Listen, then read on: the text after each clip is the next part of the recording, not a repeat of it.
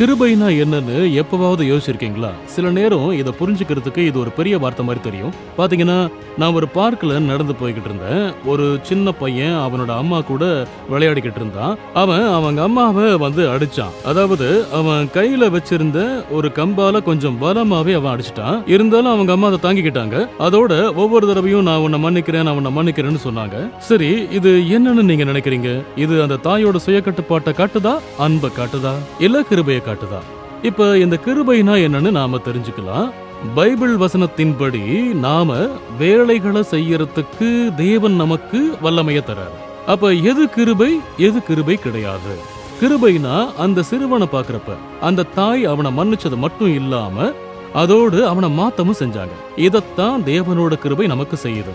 தேவன் பாவங்களை மன்னிக்கிறதுக்காக மட்டும் நமக்கு இரக்கம் செய்யாம மாற்றக்கூடிய வல்லமையையும் கூட அவர் தர்றாரு.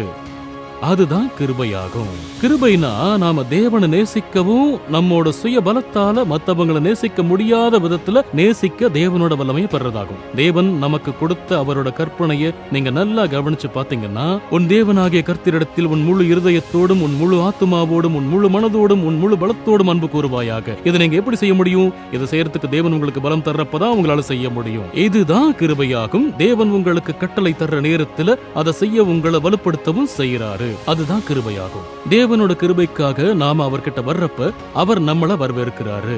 பாத்தீங்கன்னா, நாம வேலைக்கு போறப்ப தேவனே எனக்கு உங்க கிருபை தேவைன்னு ஒரு 10 நொடி செய்யற ஜெபம் போதும்.